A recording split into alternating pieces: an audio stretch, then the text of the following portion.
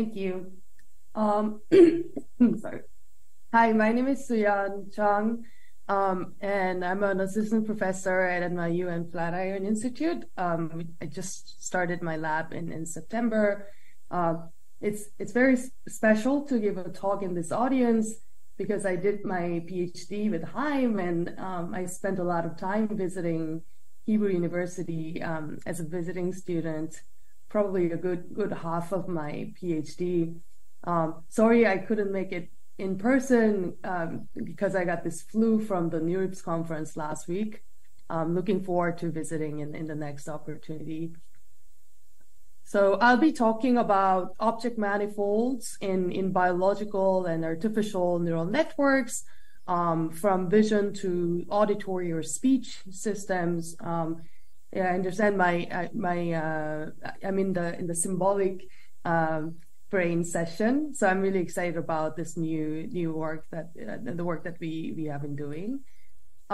So one of the fundamental questions in neuroscience is to give a description and understanding across multiple levels of abstraction, where we have task functions in the highest level and individual neuron cells firing and single neurons potentiating to strengthen the synaptic connections.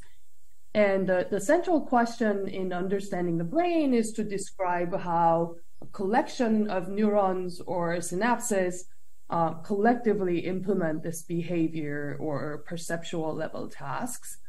And importantly, the structure of these collections of neural activities will manifest themselves as neural representations. So representations are crucial and crucial intermediate domain between task level description and single neuron properties. And studying the properties and transformations and emergence of these neural representations is the focus of my work that I'll be talking about today. And more specifically, to do this, we're focused on the following three approaches. First is the theory of neural population structures, or theory of neural manifolds.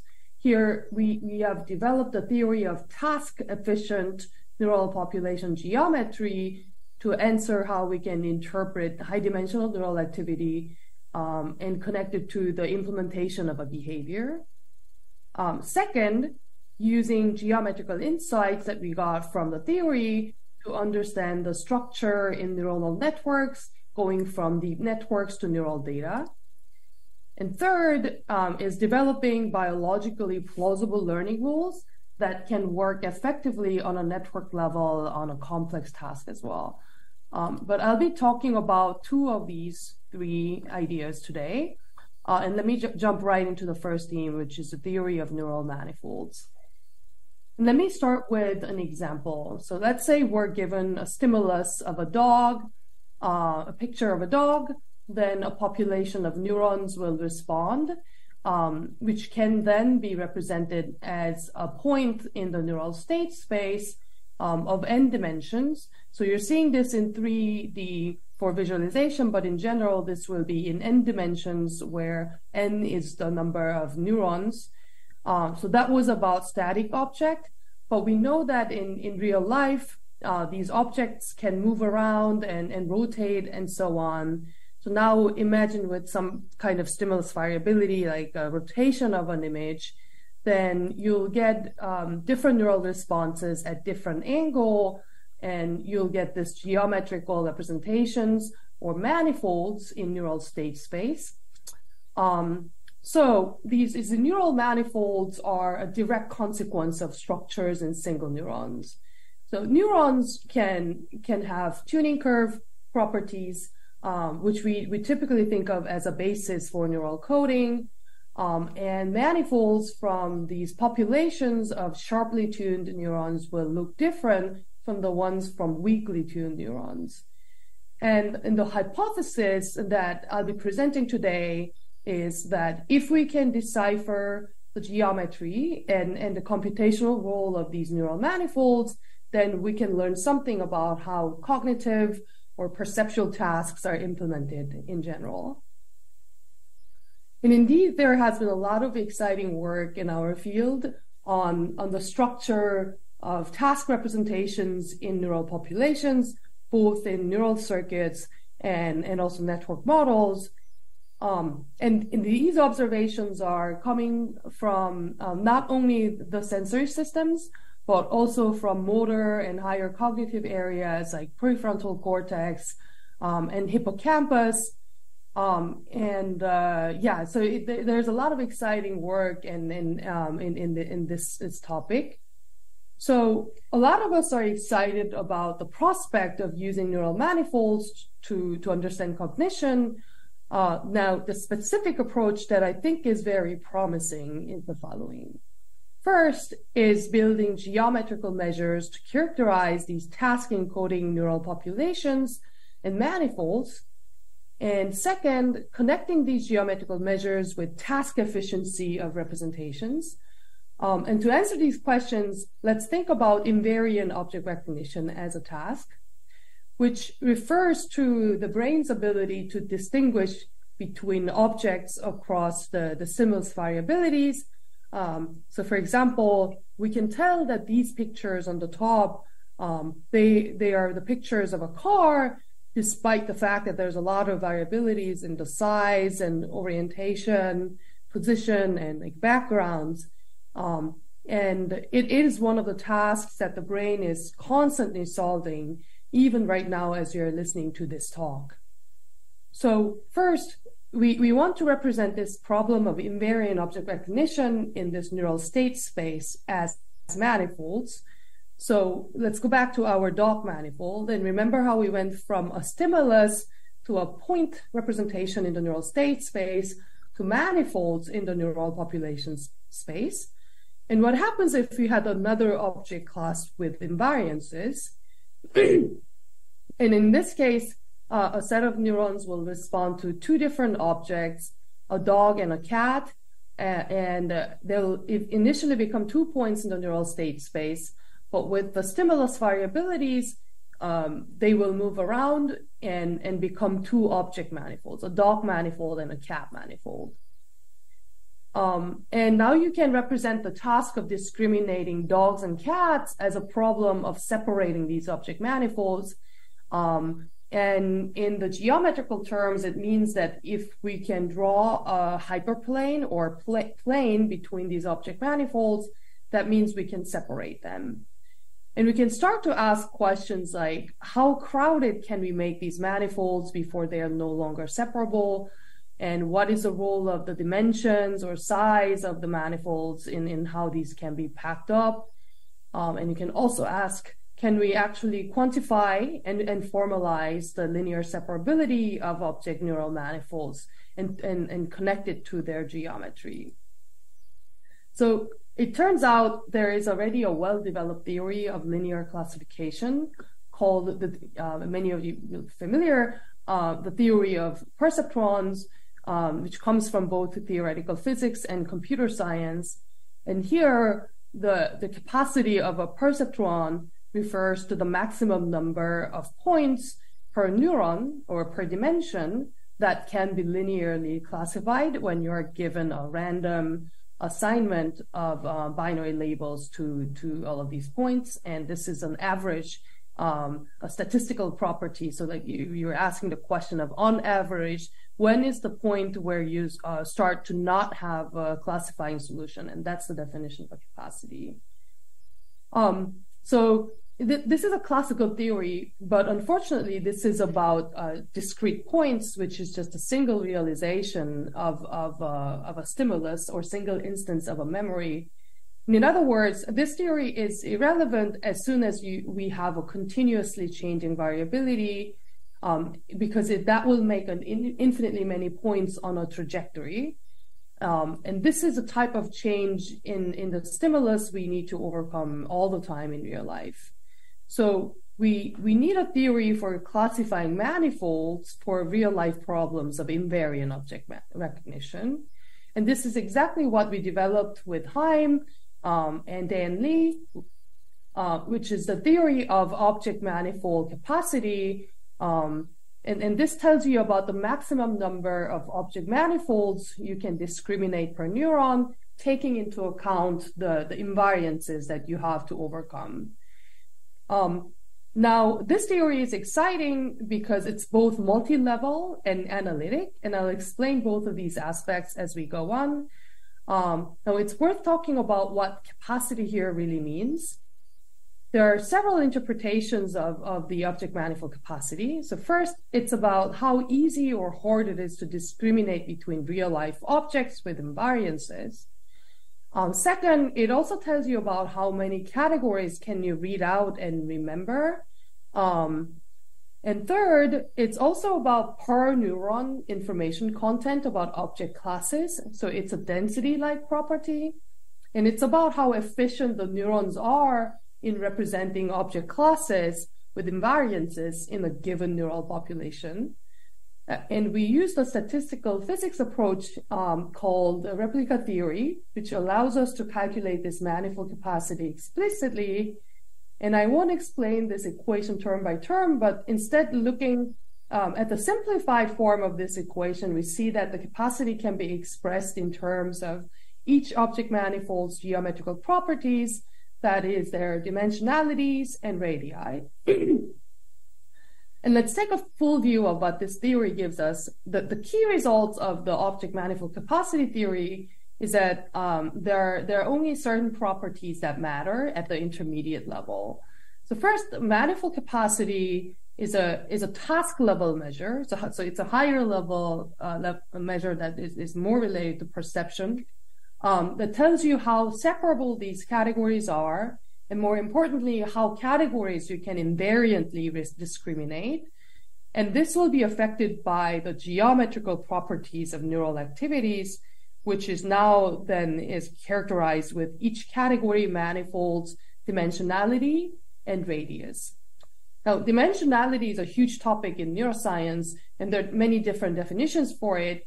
But here, it's the dimensionality of each category manifold relevant for linear classification. And same for radius. There are many ways to measure the size of some data cloud, but here, this is a measure for the size of a manifold relevant for linear classification. And it also turns out, in reality, you also need to take into account the correlations in the data, and most importantly, the correlations between the centers. Now, you can think of these correlations as similarity between classes. So, for example, a cat and a lion classes are more correlated in their locations and than a cat versus a car. So, to a first-order approximation, including the correlations between the centroids of these object manifolds makes a theoretical method work. Now, how are these measures related? And what does the theory say? The two scenarios that we care about are when the object manifolds are highly tangled or nicely untangled in the neural population space. When it's highly tangled, then the theory says that the capacity will be low. And that's usually driven by the high dimensionality or large sizes of these manifolds, or the high correlations between the locations of these manifolds. And it's simply too hard to pack big and high dimensional and correlated manifolds into the neural state space. And you might see these kind of representations in early regions of sensory processing or before learning a task. And you'll see some of these examples in the next section. On the other hand, if the object manifolds are well separated and untangled, then you'll be able to classify many of these categories, and that will show as high manifold capacity. And in order to have high capacity, you will need to decrease the object manifold's dimensionality, radius, and make them uncorrelated in their locations. And also note that these geometrical properties, they don't always move together. You can have a tiny, high-dimensional or noise-like neural manifolds, or low-dimensional, flat, and long manifolds. But this theory will capture how these different geometrical properties like dimension and radius and correlations combine together to determine the capacity. So these are what we have published so far. And I think it's also possible to take into account more like correction terms that we have, which is an ongoing work. So to summarize, this theory of neural object manifolds can be used as a multi-level probe for neural population. So now if you give me the data with category memberships for data clouds, and which don't have to be smooth, meaning that it'll work with experimental data as well, then this method will compute the geometrical properties and predict the manifold capacity, which has interesting implications for both neuroscience and machine learning. So first of all, these neural manifolds can provide a mechanistic underpinning for task implementations and generate the population level hypotheses and scenarios, because even under the same task capacity or behavioral performance, you can actually have different combinations of geometrical properties, and those kind of things could be captured by this method. Second, this neural manifold geometry is a consequence of collective properties of neurons, like the structure of tuning curves or distributions. So by connecting the geometry with performance, we're one step closer to understanding the role of individual neurons in task implementation. Now, this was about a theory of capturing the structure in high-dimensional neural data. But now, how do we put this to use? So that's going to be the focus on the second half of the talk, which is about understanding distributed representations in both biological and artificial neural networks using these geometrical insights. Now, there are many recent reports showing the representational correspondence between artificial neural networks and real neural circuits. For example, the work by Yamins and DiCarlo have shown that task-trained deep networks can predict neural activity pretty well in macaque ventral stream. And it has also been shown that their neural population structure and similarity structure are also quite similar between the brain and artificial networks. Now, this makes them a very promising in silico model system of neural circuits. But the challenge now is, while these deep network models may be similar to the brain,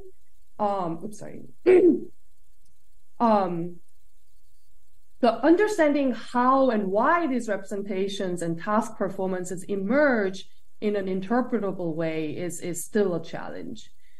However, I think we should really still take advantage of this opportunity of having full access to everything in the network to get a mechanistic understanding of how behavior or task functions arise from the model's building blocks.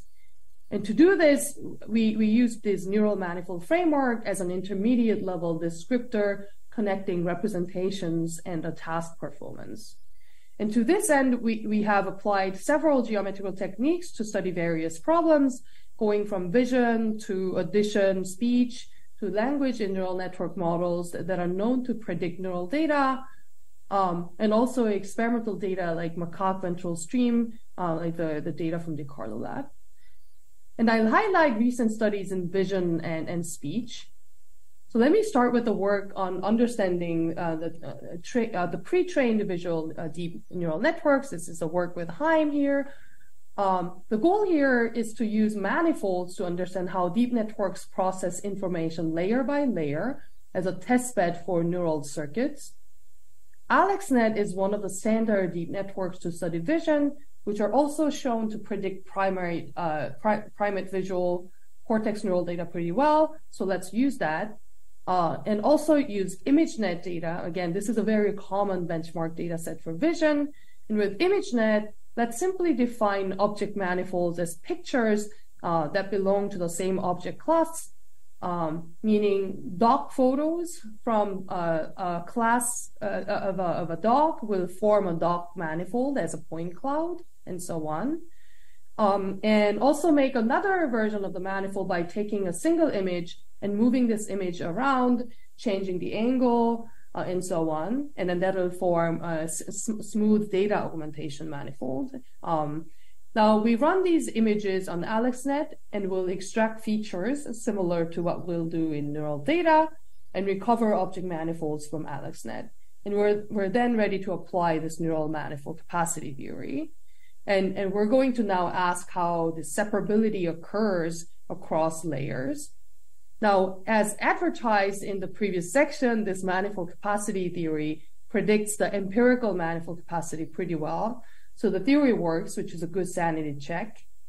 And then we can follow the manifold capacity and these geometrical parameters across each layer, which we see that they move as predicted, meaning that the manifold capacity increases due to the reduction in the dimensionality and radius and correlations.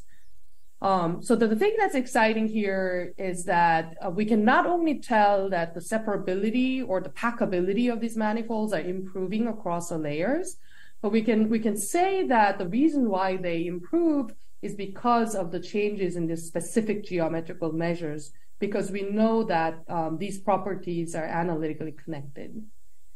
Now, with the full access to the information content and geometrical summaries that we have in each layer, we wondered, can we actually understand what each layer of this network does? And can we check these properties before and after certain network components or a specific layer? To do this, we focus on common circuit motifs of the network. For example, a ReLU layer, which is short for rectified linear unit, which is inspired by neurons' activation function for firing, and show how the said geometrical properties of object manifolds change before and after this layer. And here I'm showing the change in the dimensionality and the correlations. And remember, for increasing the manifold capacity to make them more separable and packable, we want to decrease the manifold dimension and correlation. So you want to be in this green negative bottom left quadrant. But you can see that this ReLU activation decorrelates, which is good. But object manifolds, they also end up becoming higher dimensional, which means that you're on the positive y-axis. So ReLU seems to be doing something good for decorrelating the locations of these manifolds, but it comes at the cost of increasing object manifold dimension. And you can do this for other types of layers and other geometrical properties like radius as well. And I'll summarize this result in a table in the next slide. So this is what I just showed you. The dimensionality goes up and the correlations go down after the activation nonlinearity. And you can do the same thing with radius, which shows that an activation nonlinearity layer, it reduces two properties like radius and correlations, but it comes at the cost of increasing the dimensionality of the manifolds.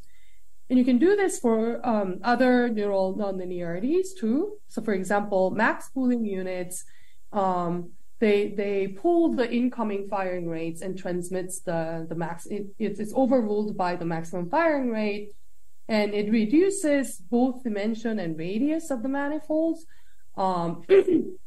But it ends up increasing the correlations between the locations of these manifolds. So it turns out with just a single layer, there's a trade-off between these geometrical properties.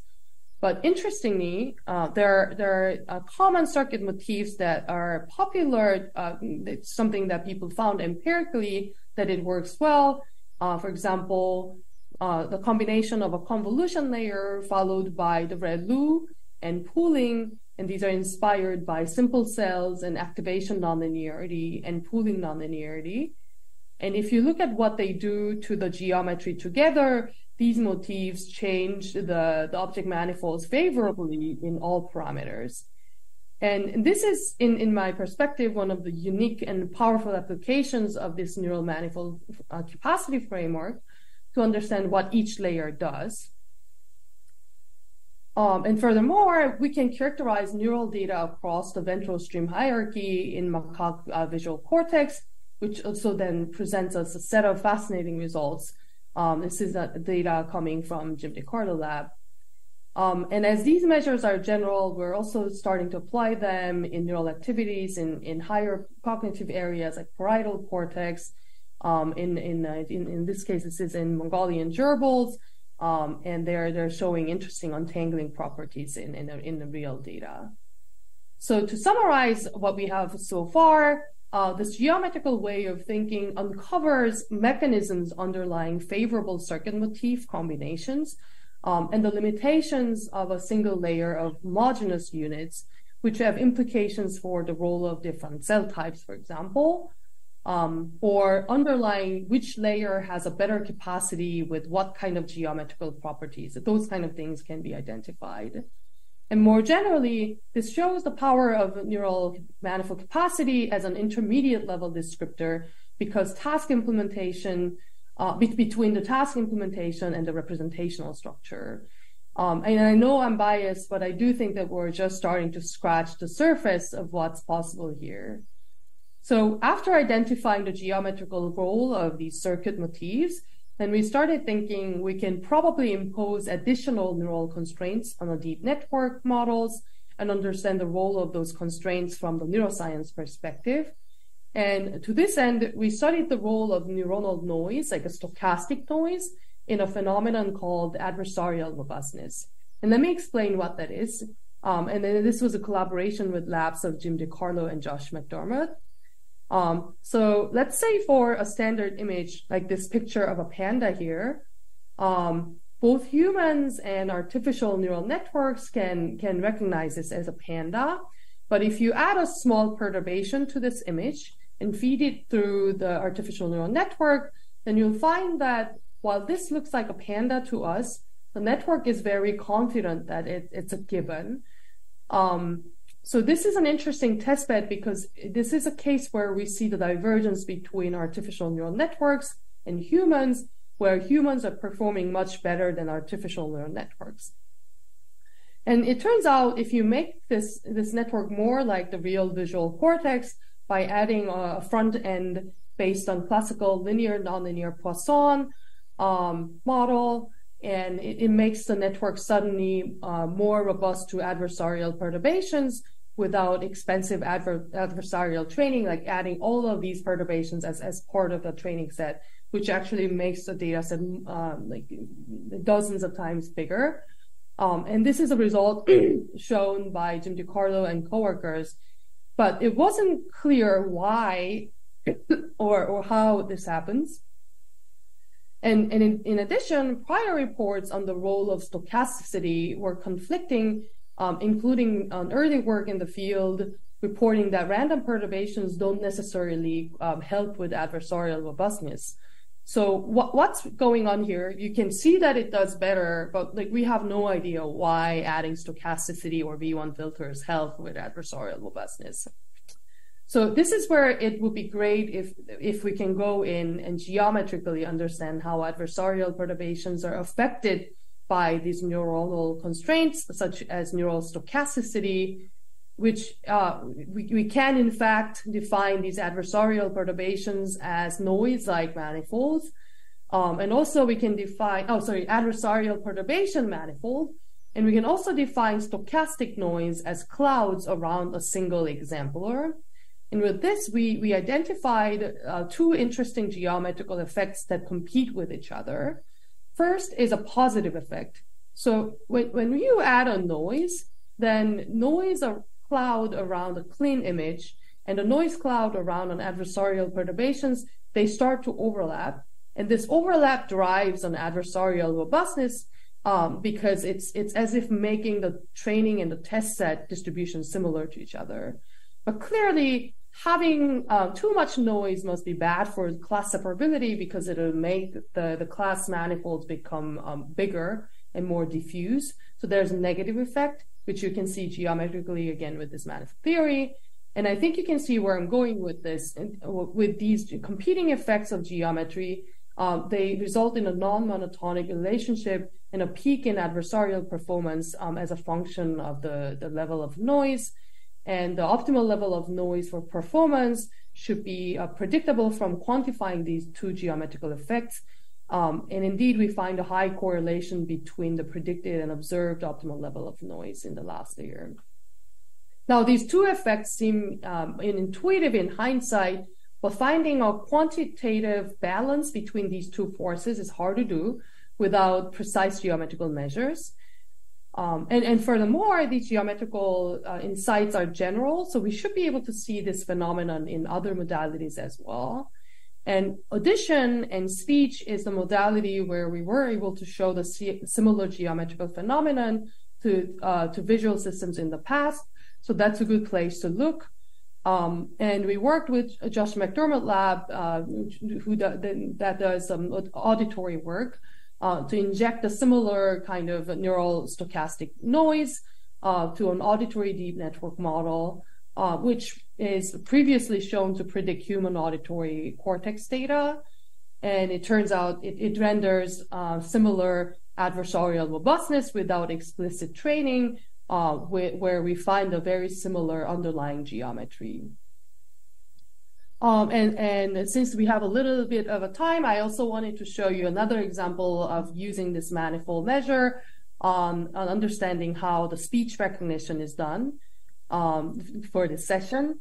So deep speech model is one of the state-of-the-art speech recognition model, where if you have a spoken speech, like 1,000 hours of English speech that's been read, and this data set is called Libri speech, and that sound is turned into a sequence of spectrograms, and that's fed into this deep and recurrent model, and they are processed as a sequence of sound images, so to speak, and they run through the layers. And it pops out the character in output, where every time step is a character, and you turn this into a readable text after integrating with the recurrent layer in the final layer.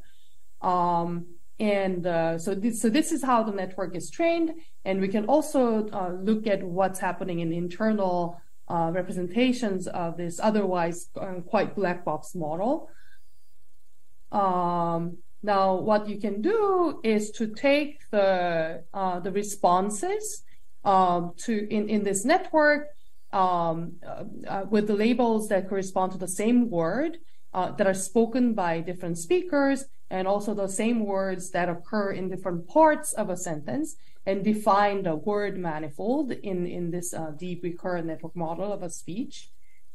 And you can see that in an internal representation of this deep speech model, the capacity for defined for each word, they also improve across layers.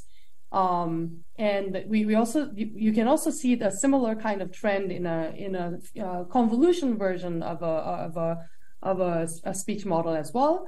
But what you see is that initially, before training a network, the capacity is flat. But as a result of training, you can see that the manifold capacity for words emerge, which means that they have untangled due to the result of training. Now, what happens to the geometry? You can see that the improvement in the capacity is also, again, as a result of the reduction in the manifold and dimensionality and correlations about the words that are being untangled as a result of recognizing a speech. Now, these deep recurrent network models are not explicitly trained on words. So then how about other speech or auditory objects that you can look at? So you could actually define other types of speech or language manifolds on multiple scales. For example, you can chop the sequence of sounds into phonemes, which is a smaller range than the word. Or you could also tag some of these the word manifolds with the part of speech, which have more to do with the grammatical structure of a sentence than just a word. So, for example, part of speech manifolds will correspond to noun, verb, or pronoun, while words are like, as we know, phonemes are like smaller chunks of the sound. And then now the question is, how does that get untangled in internal representations? And we see that the manifold capacity for all of these different speech objects at different scales, they all emerge as a result of training and with the following manifold geometry. You can also go in even deeper and then zoom in further to see a smaller scale untangling at each dynamical time step. So far we looked at the whole response across all time steps that correspond to a word or phoneme as a big image of an auditory or language manifold.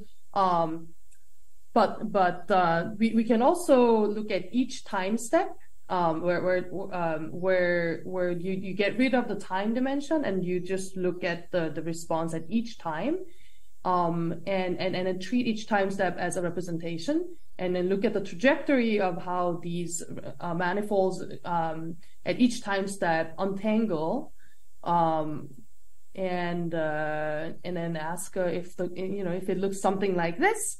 And the hypothesis here is that whether different words get untangled across different time steps as a result of recurrent dynamical time steps.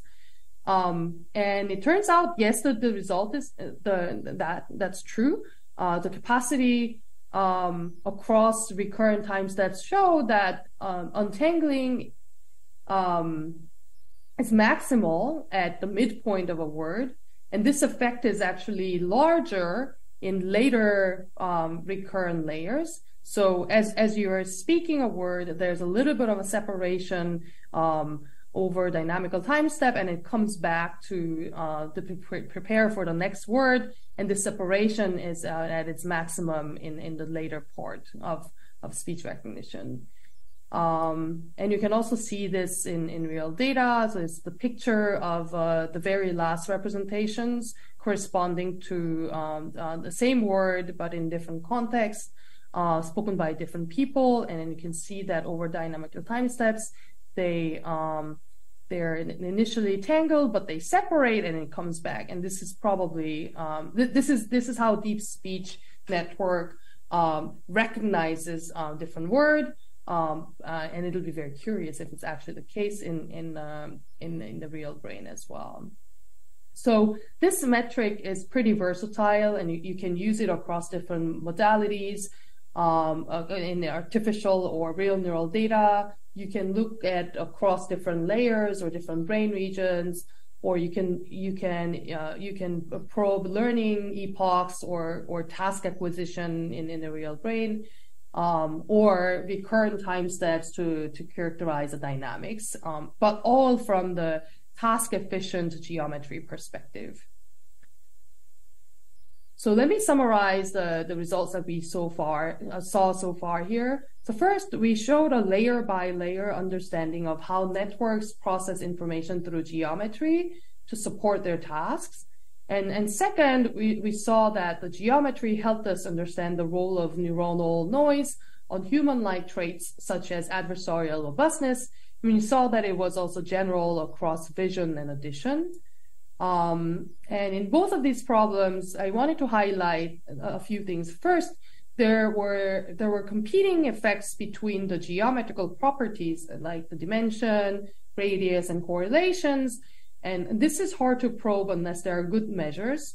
We can always visualize the data, but to check exactly what is the role of each layer or each circuit motif, or the role of each parameter, we need a good quantifiable measures of the underlying neural manifolds that are relevant for the task. And this was the focus of our theory. And second, these geometrical interpretations are general across modalities, as you can see from going from vision to speech. And I didn't show the NLP models, but you could also do that on like natural language processing problems too. And it helps discover unifying and common phenomena across different modalities or different regions of the brain or across different spatial or temporal scales. And this is why I think neural manifolds as a population level descriptor is such a powerful framework to connect different scales. And I think it'll eventually help us get closer to understand the neuronal basis of behavior and cognition. And I think in the future, we could probably use it as a design principle and build a more informed design of brain network models or deep learning models, or connected to the role of single neuron structures, or connected to the how different learning rules or statistics of different stimuli will shape and form these manifold structures. So here's some of the published and ongoing work which I talked about during this talk. And just to summarize, the task-efficient representation geometry approach is extremely useful because this approach provides a theory that connects the population structure with embedded task information. And this geometric theory allows for the characterization of neural data directly, and neural data can also provide inspirations for additional neural manifold theory. Now, when you have neural network models that are inspired by neuroscience, then you can also open the black box of these networks with population level analysis techniques like this neural manifold theory. And with that, I hope I was able to convince you that by focusing on representations, population level representations, particularly on their task efficiency and geometry and how they transform with machine learning models, this combined approach is an exciting and a promising direction for understanding the computation in the brain. And with that, I thank my mentors and collaborators and funding sources, and especially my advisor, Haim, and my collaborators from Hebrew University. And thank you for your attention. And we're also hiring at NYU and Flatiron if you're interested in this kind of work. Thank you.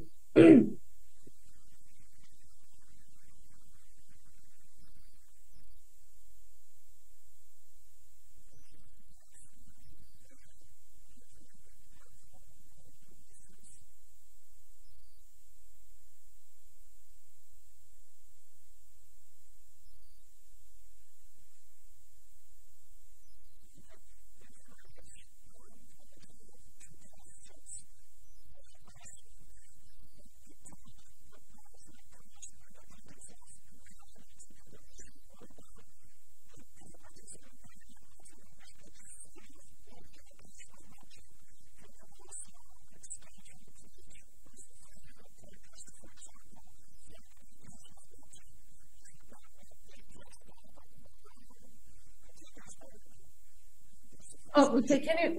It seems like the sound is a little bit blurry. Is there a way to make it slightly sharper, or can someone repeat it closer? Sorry about that. Yeah, this is way better. Thank you.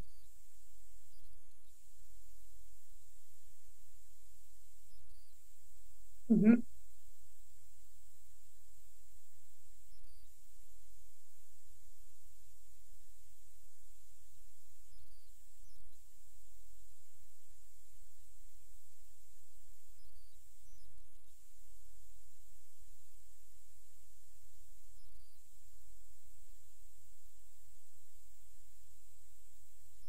Right.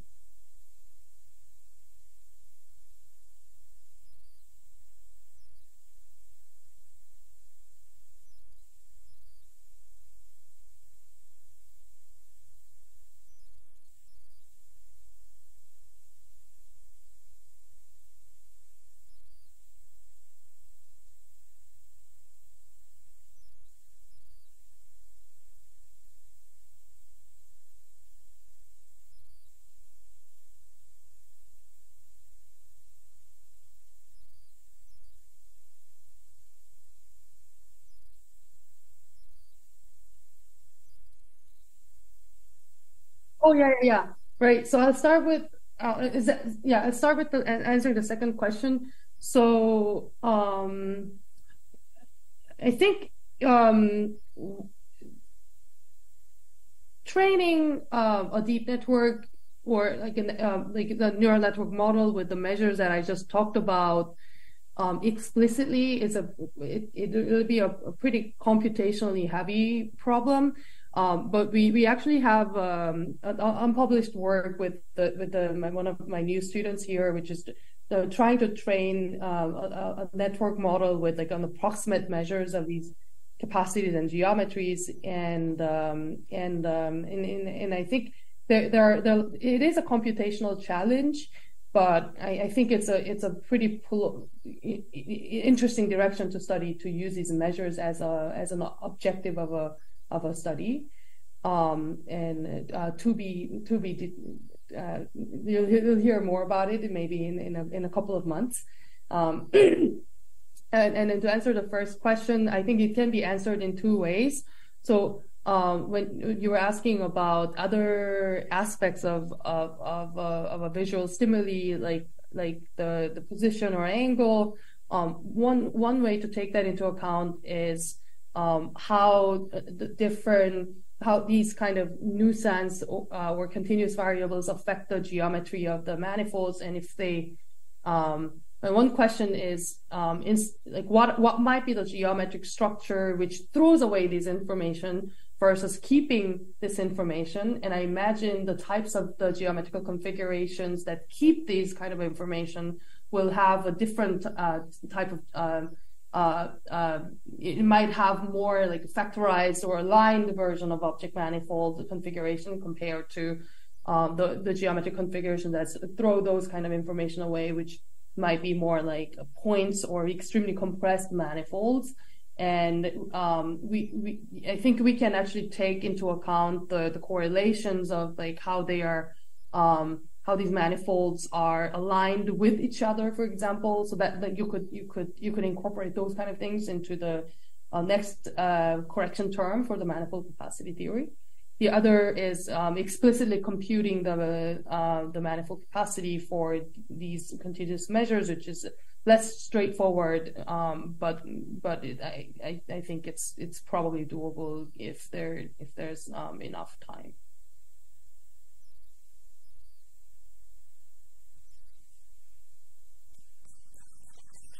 Thank you.